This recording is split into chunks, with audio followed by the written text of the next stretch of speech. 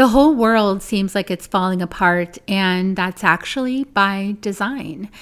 So rather than be afraid of everything falling apart, rather than try to hold it all together and keep your control, why not join the party of deconstructing reality? Today's guest is Tracy King, who's here to share lots of wisdom and insights with us into the way that these matrices, as we dissolve them, lead to other realizations about other matrices attached to those matrices that also need deconstructing and dissolving. And so join us to find out more. Soul Nectar Show, the Soul Nectar Show. You're invited, delighted to discover who you are. Anything is possible if you believe. So join us on this beautiful journey. Soul Nectar Show. Soul Nectar Show. Well, hello and welcome to another episode of Soul Nectar Show. I am getting back in the swing of these episodes for 2023.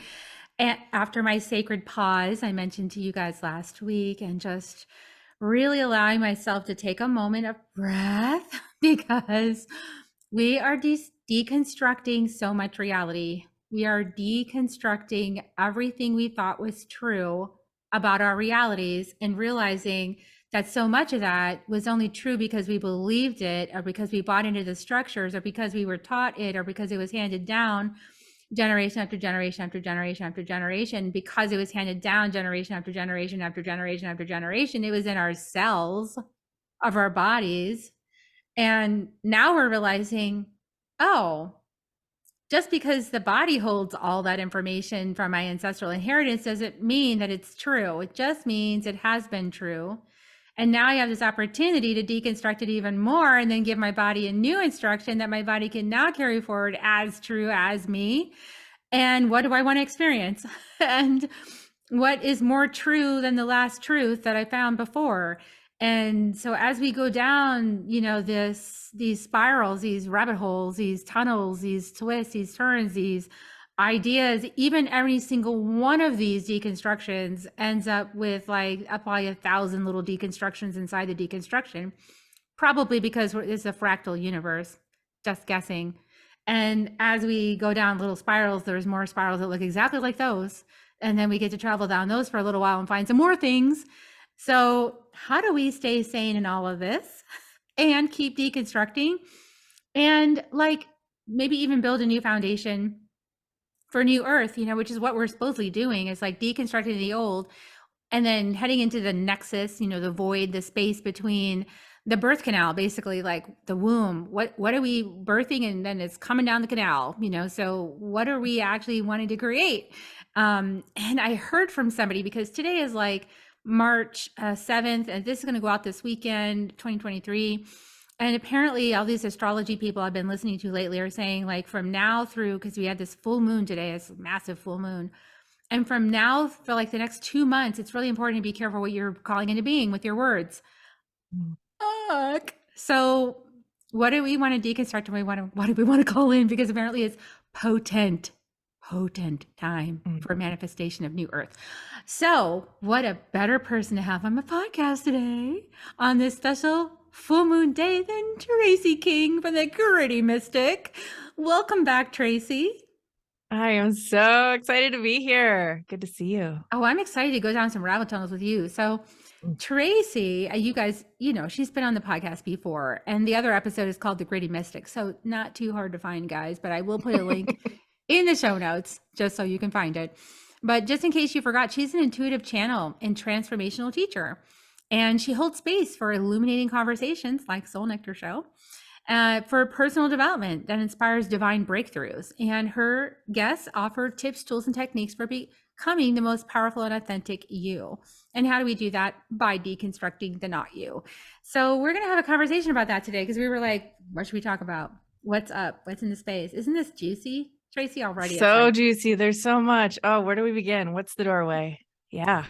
Where's the sacred rabbit hole? Which one do we want to go down? Well, last time I was here, we talked about my deconstruction journey in fundamentalism.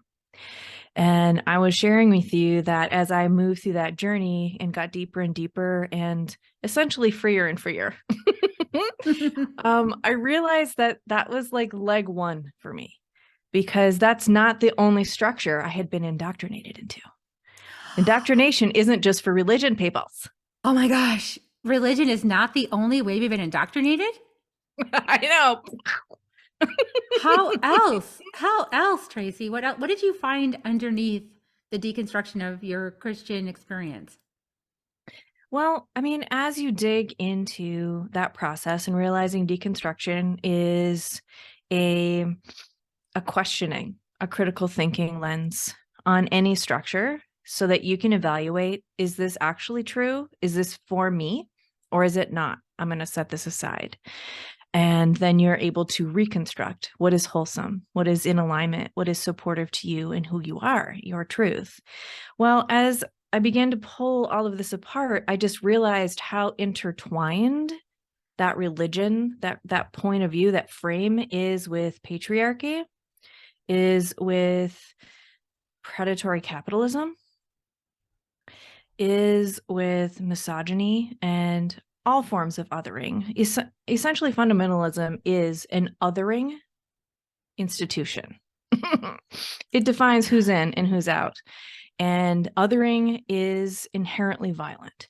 And so I had to unpack the fact that it wasn't just a religion, a God-based belief system I was unpacking, I was deconstructing, but all of these systems that are so pervasive in our culture that they have been basically invisible to us. We just operate within them. We just think, oh, we live in a capitalist society, so I guess corporations get to destroy the environment here. You know, we other people that do not look like us or whose experience we cannot relate to, they are essentially bad, and we must control their bodies. We must incarcerate them. We must eject them from the spaces that we live in.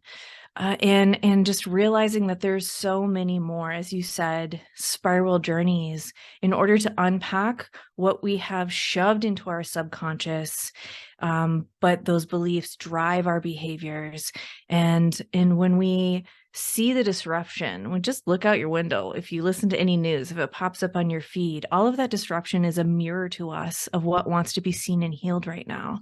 And it's these systems that are crumbling, that because so many people are awakening and willing to do this work of just really truthfully seeing, or just really critically looking, so much more is possible for us now, because because in addition to like pulling down these unhealthy, predatory, just inhumane systems of being, we have the opportunity to collectively build something new and better. And that's really the work. That's really what we're here to do. And we can either be in resistance to that, or we can accelerate it by co-creating together. Yeah, so powerful what you're saying. I feel like my forays into anti-racism work, or pro-equality, diversity, inclusion, as I would like to say it, is taught me a lot about even my own filters, like that I didn't even know were there, for example. And for me, like as a white presenting woman, I mean, I have Cherokee ancestry and people on the podcast know that, but that's not presenting. That's not what people see when they first see me. And so because of that, I operate from the privilege, from the privileged position of the outgoing matrix.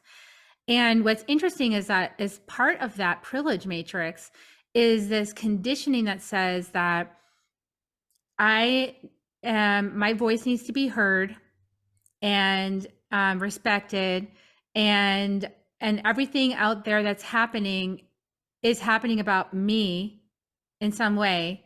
And so I can comment on it if I don't like what somebody else is saying, because I can tell them, hey, that's not okay with me that you're saying that. And that's all making it about me, which is entitlement. And as the definition. And as I've woken up to this, I've been like, oh, Because what's underneath all of that matrix of the external behavior is the inner, I don't feel like I'm being heard. I don't feel like I'm respected. I don't feel like I'm wanted here. I don't feel like you're listening to me. And so I'm going to say it louder. And Right. so, like, it's all based in deep, deep insecurity of self-worth and belonging from the privileged position, in my perspective. And Absolutely. what I've noticed on people who are not in the privileged position, brown and black people that have had a different experience of this matrix we're now deconstructing, is that their position in this matrix has caused them to unify much more with each other than maybe people of the predominant caste have unified with each other. So it's really and having that deep security of self, right? Like as a primary teaching in their upbringing, like you are like this deep security, nobody else needs to validate you, you validate you. Whereas in the privileged position of the caste, we're all needing external validation. And so one of our things to overcome is external validation so that we no longer need anybody to validate us because we're so dependent on it. Like likes and Right. social shares, and we'll do anything to get it, including go naked on the social media to get likes. Yeah, I mean, this is why white supremacy is throwing a tantrum right now, because this is another one of those indoctrinations that's tightly wound up with fundamentalist evangelicalism in America. It's not the only thing. I mean, colonialism itself is very much a white supremacy tool. But you know, like you mentioned, there's the externalization because white supremacy says I must maintain my power center and I must control everyone else. It is a power hungry institution, and it's not power for everyone. That is such a lie that it tells, that individualism, the American dream, pull yourself up by your bootstraps kind of a stuff. It says it but doesn't mean it, because power is reserved for the few in white supremacy, and not just for white people. It's like a few white people. It's not for everybody. And so there are all of these things under the hood of it. Like you mentioned, there's, externalize where you receive validation, because you should look to me to validate you, the power structure. Externalize how you eat, what food sources are appropriate, what you should wear, how you should look, how your body must be, how, what color your skin must be, what religion you must practice. All of that is externalized to this power center because it can use that to manage behaviors in its favor, which are, commercial, it's making money, it's a wealth center. And so when you start to look into that and be like, wow, and as just, I am also a white presenting person. And, before I went down the journey of understanding gender as a social construct and kind of released my feminine presenting masking self, I had feminine privilege too. White woman privilege is a real thing that's not acknowledged nearly enough in communities of white people. And because of this, our abilities to connect are eroded. Because of this, all of this externalization, not rooting and anchoring in our soul self, not authentically connecting with people and truly building community, as we see in our BIPOC communities, is completely different quality, right? And white people talk about being hungry for community, but we have destroyed that by like forcing ourselves into this, individualism religion, that it's a zero-sum game. I'm in it for myself. Damn the rest, y'all. I'm gonna get my gettins. Instead of realizing we're here to co-create, there's so much.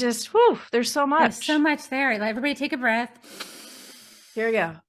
Let's take another breath, everybody. It's okay, you're safe. You are safe. We're pulling back the veil on some stuff and you're safe. Just take a breath. Let's let the love in. Let's let the love and the truth in. because that's why we have these conversations. We're welcoming more love, more unity, more connection. You know, years ago, Tracy, I had one of my big awakenings around this white supremacy, colonialist, capitalist, king of the world idea. That, you know, we know how to live better than anybody else. That's why we're a first world nation, and they're all third world nations because they don't know how to live correctly, and we know how to live the best, and they're just to follow. They have to scramble to keep up with us because we're so superior. Look at us, our economy, our road systems, our all these external ways. Like, sure, it's nice having roads you can drive on, right? That's cool, but with everybody sequestered in their homes, it tends to be a hollow victory, especially when your family starts disintegrating and falling apart because you're after more, more, more, more, more, because you're working all these hours and you don't have time to spend with your family because you're out after the holy grail that doesn't exist. And you're trying to goal after goal after goal after goal, make some goal happen so that you can be successful and feel good about yourself because you have this external validation, right, with 3 letters after your name. And after you've got like 15 3 letters after your name, is that enough? No. Is that No, enough? not according to capitalism. Nope. So, Individualism. I mean, I More, remember more. this more. So, and I do this too because I'm like, more students, more students. I want to wake up more people. Anyway, I also face this within myself, and my husband and I chuckle about it because he has the brown skin, black skin perspective. So he's like, you know, you're doing that thing right now. I'm like, oh, dang it. Doing it again. Doing it again. So now I just go, it's a program and I'm extricating myself from it. It's not about Yeah. me. And this is where I think, so I want to go back to my story because there's so many tangents, but I remember going to Peru, going to on journey with Alberto Villaldo to the Four Winds to a sacred pilgrimage in Peru, and we were walking through this town that you know, that has basically dirt roads and things like that leading up to a sacred location that we were going to do some ceremony with the shamans. And we're walking down this dirt road and we're passing by this woman's house, and her house is in like right next to the road, and Alberto goes to talk to her for a second. And she nods and she says yes. And so he says, this woman's going to let you guys take a look at her house. And we walked to her house, and her house is made of mud bricks, and it's like 10 by 15, maybe. It's got a bed in one side, it's got a table in the center, and it's got a kitchen on the right. And the whole family lives in there together, like 5, 6 people in this one room. And I had this realization of the look of joy in her face. Like she was so happy and so like grounded and so fulfilled and loving her family. And like there was just obvious love in the space. And in comparing that, I was like, oh, that's a love plentitude. And I've got a love deficiency because I'm here to fix myself. And I'm looking at my outfit and my REI backpack and my hiking boots and my expensive hiking pants and shirts and everything that tally up to about the cost of her house. But who's in poverty? Right. In that moment, I knew it was me. I was the one in poverty, not this woman. This woman's fine. She's happy. She's at peace. She's connected. And it was such a wake-up call, Tracy, because I was like, this whole system is BS. It doesn't lead to happiness. Right. It's not meant for our happiness, but that doesn't mean we can't access our happiness. Doesn't mean that we can't anchor into the truth of who we are, that we can't live from that soul self point of view, because that is possible. And as soon as we dig into that work, we start to see the interconnectivity that we have with everyone and everything. And it just shifts how we look at all of these systems. And so it can feel really messy. It is really messy when we start unpacking all of this stuff, stuff that's gone unseen for so long, for so many. It's quite literally seen by a lot of people who've been oppressed by these systems. But we shouldn't fear the messiness. The messiness is okay. There is always chaos at the beginning of creativity, and we are creator beings. There's always going to be a coming apart before a building something we prefer. And that's the moment we're in. And so I'm actually excited about it. It is really messy. and I'm deep into it. But I'm actually really excited about it because I can see from that shifted perspective what is actually possible. The more people gather around the thought that we can create something better. That is actually taking care of everybody.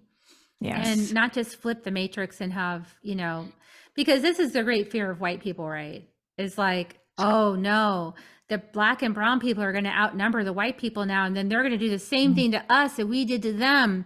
And here's what I want to say: they learned from that experience that they would never treat other people that way. Ever. Mm. It's not about that. Wake up. Yeah. And like examine the source of that fear, right? Yeah, it's like you're going to take from me because I took from you. It's like when you finally acknowledge that you've been taking, I mean, because that's an acknowledgement, right? That's like, that's actually, you're acknowledging that you took. Yes. So if you're so afraid of it, that they're going to do the same thing to us, you're acknowledging that you did horrible things to other, not you maybe, but your ancestors, or maybe you too, who knows? And now guess what? You get to change, you get to stop. Right. And here's another little ripple. I was adding to the stream here, the little pond, because it's already getting all messy. Let's do it some more. Is that when you really get that we're infinite souls and we have multiple lifetimes, you kind of also get that we've experienced all the sides of the coin, right? I mean, every single one of us have gone through being the enslaved person, being the person that was burned at the stake, being the person that was doing the punishing, being the person that was doing the enslaving. Like, we've all had those lifetime experiences, every single one of us. And we landed in this life to heal all of human history, which seems a lot, from this one body. From this one body, but with the understanding that we can connect to the infinite wisdom of our greater self, that's available to us. And so all of those learnings, all of the learnings from this life, parallel lives, other lives, all of that happening in this now moment is accessible to us. And so the pain of oppression crescendos in each of us. It does not matter what your intersectionality is in this life. And even if you're one who's not like totally digging the past lives, it doesn't matter, because we're a collective, we're inherently connected. Oppression crescendos and ripples and crashes upon all of us. We all suffer from it. And so when we realize, even though I have not perhaps intentionally tried to oppress or hurt someone, I inherently was enrolled in a system that has given me privilege, given me a head start. And I can do something about allowing everyone to participate on equal footing, on an equitable framework for this life. And that's something that we honestly, we really have to fight for, because our wellness is bound up in one another. There are authors, I can't remember the name of the author now, who said, my freedom is tied to your freedom.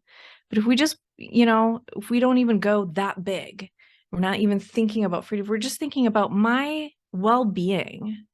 Can I honestly be well? Can I have well-being if others are suffering, if others are oppressed? If at CPAC, a speaker is calling for the eradication of trans people in our society, can I be well when other people are fearing for their lives? When women are losing their bodily can I have well-being when there's inequity and oppression in our world? And confronting ourselves with that question doesn't have to be scary.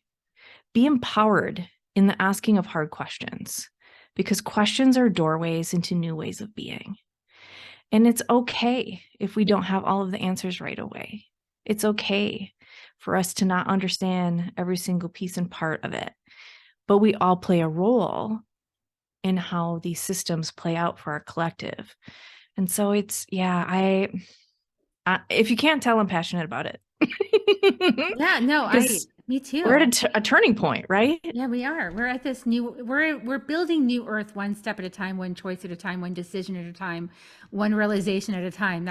We're building it one realization at a time.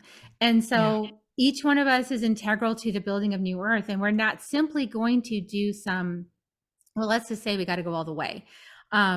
Yesterday, and I do recommend people watch this movie because it's just so illuminating about everything we've been talking about. It's called The Triangle of Sadness. And I don't know, I was called to watch this movie and it's recent, and it starts with the modeling industry and the fashion industry and like the cool people and how they put the cool faces on with the cool clothes, and then the rich people with their big old boat that's millions of dollars to, to take a cruise or some crap like that. And then they get shipwrecked. And then the only one that knows how to hunt and fish is one of the people that used to live on the bottom of the boat as a server who has brown skin. And then she decides she has the upper hand now. It's like, oh, well, now I'm the captain because over there I'm the toilet washer on that ship, but I'm the captain here, And then at the very end, they realize, and this is like a spoiler, but they realize that they're really close to a resort, actually. So back into the white matrix. And it's like, what now? And then the white model's like, well, I'll make you my assistant.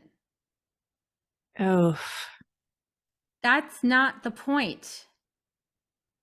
So I was talking with my very chocolatey husband, all things chocolate, last night, and about this. He watched the last half of the movie with me. He didn't see the first part. And I was like, that is the problem, is that white privilege is wanting to keep your spot and like lift somebody, like, well, lift them up while keeping my spot. And so this isn't really about like dismantling yourself down to like, you're not, like you're losing all your self-worth or all your, what, it's not about no. like shutting your voice down or subjugating yourself or any of that. But it's also, you got to change the dream. Like the dream has been that, this is my take on the dream, and I think the movie does a really excellent job at illustrating, is that the dream is like, this planet is for white people to fulfill their greatest fantasies with brown and black people supporting cast. And what I'm saying is now we go to the true metaphor, which Don Miguel Ruiz talks about in the Four Agreements, which is that every person is the star of their movie. Yes. Every single person is a star of their own movie. Everybody else is supporting cast in that person's movie. And so now, but that brings self-responsibility too, because every person gets to face their own four agreements and their own spider medicine story about how they've been spinning the web of their life and their existence in order so that they can be the hero of their journey and actually fulfill what it is that their heart's calling for. That every single person is responsible for that deconstruction of the matrix that lives within them that said that this is how life is. So we can't, like, there's not just one person that does it or one group of people that does it. Everybody does it. And everybody sees something from different lenses. And we've all been contributing to this story. We've all been contributing to this collective story. So now we got to rewrite that. Right. I mean, where does hierarchy exist in your life? Everywhere there are hierarchies in your life, that is a man-made system that benefits only those at the top of the hierarchy. So if we're ever in a place where like, well, I'm not as good as that, but I'm better than that, we're in a hierarchy. And we're playing a game, a very dangerous, destructive, inhumane game, a planet-destroying game, because the planet is low in our hierarchy right now. And if we just can see where we're participating in that, we can start to dismantle that. Because why would we have an intrinsic need to be better than anyone? If we're connected to the truth of who we are, better doesn't exist. We all are. We all are inherent worthiness, inherent wholeness. We are inherently wise, massive, multidimensional creator beings. Why would we ever need to top someone? Why would we ever need the good, better, best, right? And so hierarchies that's one lens where we can start to detect where these systems are kind of operating underneath our consciousness. level. And I think also beyond hierarchy, even into like definitions of what is acceptable behavior. Oof. Like that, even that word acceptable is such a part of this matrix. It's like, oh, that's not acceptable. This movie has tons of that in there. It's like, oh, that's not acceptable. And it was interesting because once they got marooned, they were having to come up with their whole new system of what's acceptable and what's not acceptable. And it was like how they were co-creating what's acceptable and what's not acceptable. It's like, is it not acceptable? I mean, I remember years ago that I realized that I had been like stuffing my feelings, and I ended up with this huge cyst on my right ovary that they had to take out, and it was as big as a Texas grapefruit because I wouldn't let What? myself be angry. And so it had to go somewhere. So I learned from that, and I got my first one of my first teachers, Heather Ashmar. She's like, "It's okay to roar like a lion, like roar, get it out." And so I started roaring in my house, like, and my kids were like, "Whoa!" You know, they were scared.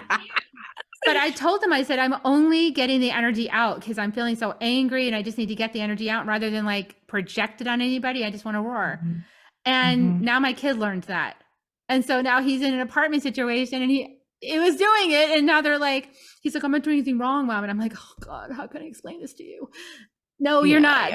You're not doing anything wrong. And society hasn't caught up with us. Like, it's okay to roar. If you need to roar, roar, you know, but everyone is so like vanilla, tepid, flatlined. Yeah, the policing of appropriate, right? The all of this is top of the hierarchy, controlling behavior in bodies for its own benefit, right? Because if appropriate has nothing to do with committing violence against another beautiful part of creation, person, animal, rock, or lake, you know, whatever it may be, who cares what someone is wearing, how someone talks, Who they love, you know, none of it matters. what modifications they want to make to their bodies. What exactly? Why do you think you need to control that? You just don't. And so examining that is a really important part of what we're doing right now, is where am I trying to control others' way of being? If they're anchored in who they are, if they're living their authentic truth out loud, why do I think I have any domain in there? Why do I think I know what's better? Why do I think I know what's better? Why do I think I know what's better for somebody else's journey? A really good question everybody could be asking themselves. Why do I think I know what's better for that person? Right. I'm not even in their skin. Yeah, exactly. And I think, you know, one way to address this work is the stronger your anchor is in your own truth, in your own soul self, your essential self, your multidimensional you-ness, however you want to describe it, the more you drop into that, the less you naturally want to participate in those kinds of conversations. The more you see just how ridiculous it is.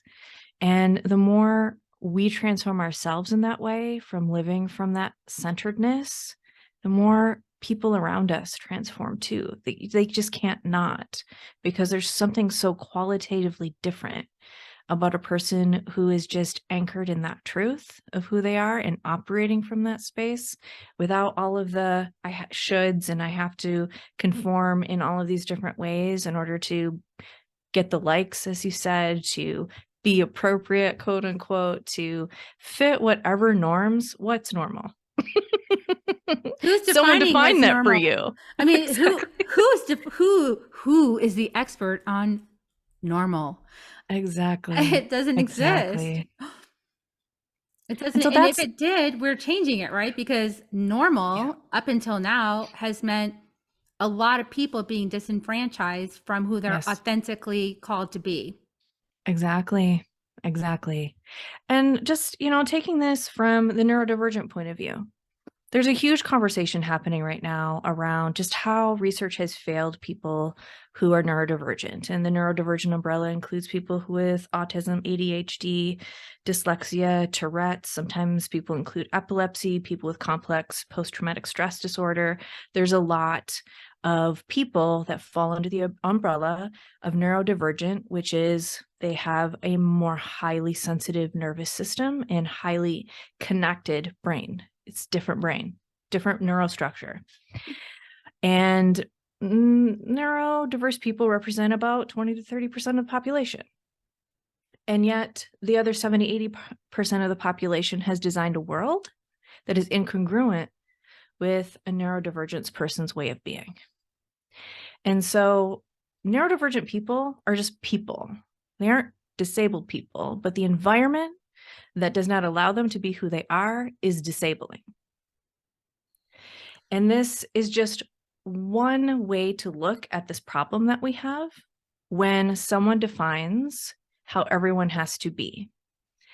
And we're in this space now where where so many more people are connecting to that truth of self, that they realize that these weird, constricted ways of being are just distortions, right, of what's actually possible and what we actually feel is true for us. And the more people that walk that out into the world, the more people see what's possible for them as well. And so when we're talking about like, how can we attack this massive problem I alone cannot solve? Well, you start with anchoring into that profound, still, infinitely wise part of yourself and connecting with others who are doing that same work. And suddenly the path forward becomes just the next step, right?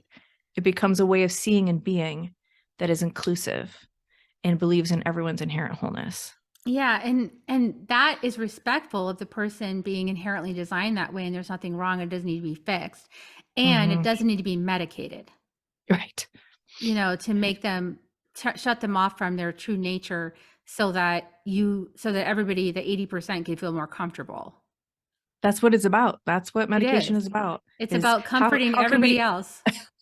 How can I perform to the standards that do not apply to my way of being so that everyone else can feel comfortable? Can stay in their comfort zone. So that I can stay employed, right? Yeah, I can stay employed, and I can stay in my family Yeah. system. They won't kick me out, or because, you know, I'm a sensitive and I'm an emotional processor, and I didn't know what was happening because there's no training on it. I'm 53. It's only recent that people understand this stuff. And it's like, I became like the reason why everybody else was tense. But it's like, but it's not true, because as an emotional sensitive, I could pick up on the energy of everybody else in the room. They just weren't expressing, they were repressing. Yeah. And so I know what's going on in the space because I can feel it in my body, because I'm super sensitive. I can feel that.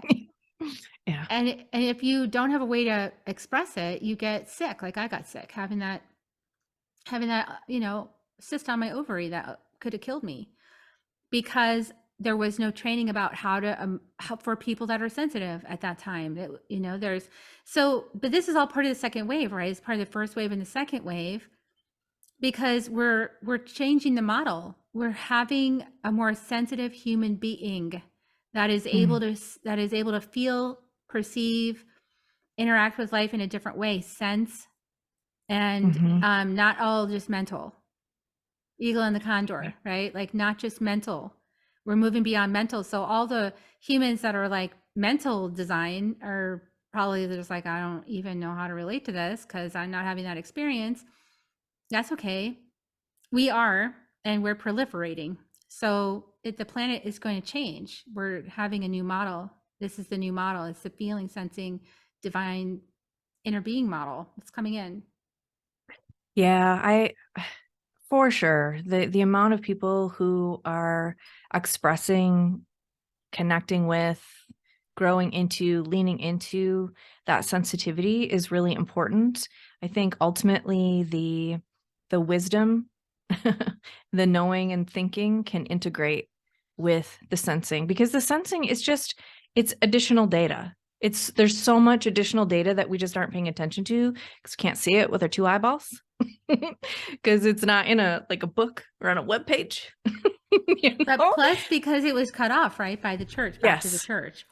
Because the church made it absolutely. bad to know these things in your body. The church made Absolutely. your body shameful and bad and stay away from it. How can you stay away from it? You're in it. But judge it, shame it, get as far away from it as you can, distract from it, right? Yeah. Meanwhile, Yeah. it has a lot of answers in it. Absolutely. Absolutely. Now I love just all of the myriad of ways people are exploring and experimenting with what is readily available right inside of their body with all of their senses. And it's not oh, they're intuitive or, oh, they have psychic gifts. It's like, no, we have access to so much more information than we ever realized was possible. And the more you use that, the more it grows. You feel confident in it, the more you receive. Because it's less about developing a gift and more about no longer restricting your gift, getting out of the way of your gift, allowing your gifts to flow. Letting it And when I flower. say gifts, I'm just like your incarnated body. It's like your systems, Ajna, your bodies, right? That come just part of the off-the-shelf package of being, incarnated in this day right now. And so much is available for us to tap into, and the willingness to just play with it. You'll notice how much more is possible. Yeah. And when you notice people are having conversations just out of the blue, just like drop right in and understand each other. And you're like, how do they don't even know each other. How do they, that's because they're connected. Because they went into their bodies and they got connected with their intuition. They got connected with the planet. And then now they just know that person because they know, and they can just start having the conversation because everyone's getting the same download. So if you're not doing that at this point, you're confused, and that's okay. Lean in, open it up. It's available for everybody that chooses it. And it's not going to be given to anybody. Everybody has to unlock it for themselves. So this is the work, right? Deconstructing your reality. Oh gosh, what a great conversation, Tracy. I knew it was going to be hot. So besides checking out your podcast, is there anything else that you like to direct people towards as a way to get to know you better in this work you're doing? Yeah. Definitely stop by grittymystic.com if you're interested in connecting more, anchoring more into that soul self part of you. That's the work that I do. I facilitate that with people. And right now I'm calling it transformational coaching, but really it's healing. It's the journey. It's the work. And it's just starts where you are.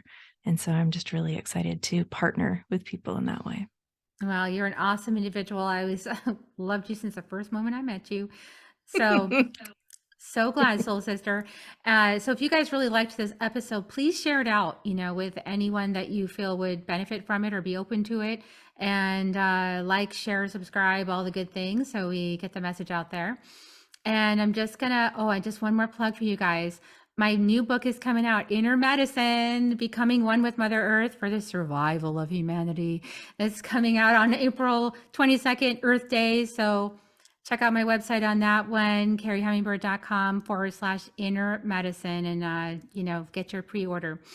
And okay, here come your kisses, everybody. Kisses, kisses, kisses. You want to give kisses, Tracy? We love you. We love you. Here come your kisses. This is a reward for staying all the way to the end.